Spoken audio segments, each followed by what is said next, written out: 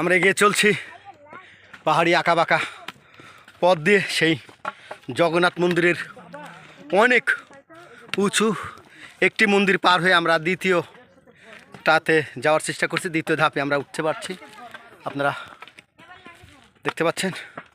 আমরা এগিয়ে চলছি। এই যে অত্যন্ত দুর্গম একটি পথ, অনেক দুর্গম একটি পথ। সেই পথ দিয়ে আমার ছোট ছেলে এবং পরিবারের সদস্যরা অনেক নিচে গিরিখাত দেখেন, যদি এখান থেকে পড়ে তার ভবলীলা সাঙ্গ হয়ে যাবে। অত্যন্ত দুর্গম পথ, অত্যন্ত দুর্গম পথ আমরা এগিয়ে চলছি। অত্যন্ত কষ্টসাধ্য একটি অভিযান। ছোটন, বাবার দিকে তাকাও, কেমন?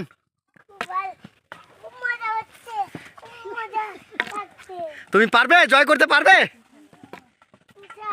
এদিকে তাকে গাইজদের দিকে তাকিয়ে বলো, ভিউয়ার্সদের তাকিয়ে বলো, এদিকটা তাকিয়ে বলো, পিছনে। পারবে? সবাইকে আসতে বলবে? ওনার আসবে না? কষ্ট হবে সবার? তোমার কষ্ট হলো না? তুমি পারলে? এই যে আমার ছোট ছেলে, অত্যন্ত হ্যাঁ সাহসী সে। একা একা দেখেন আপনারা কিভাবে সে কষ্ট করে, আমি আপনাদেরকে সামনে যেয়ে দেখাই।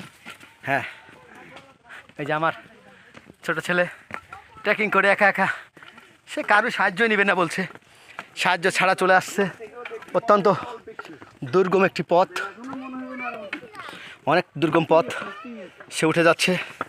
সিঁড়ি আঁকা, সবচেয়ে সিঁড়িগুলো মারা। বাবা, হ্যাঁ বাবা, এমন করে লাঠিতে ভর দিয়ে, সে লাঠিতে ভর করে করে উঠছে। আপনারা দেখতে পাচ্ছেন আমার এই সন্তান।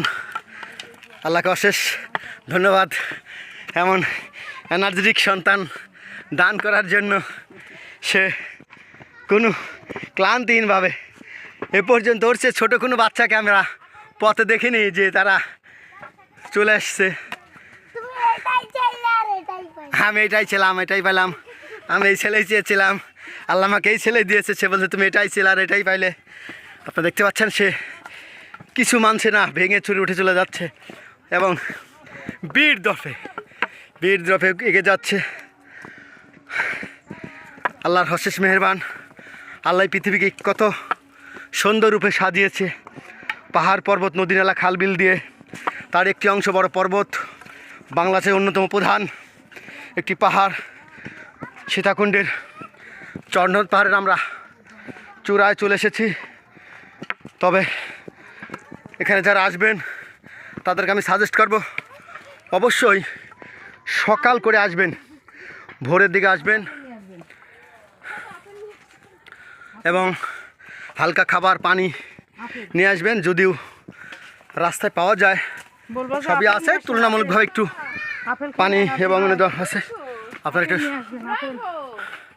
আমার ছোট ছেলে এগিয়ে চলছে, আমরা এগিয়ে যাচ্ছি।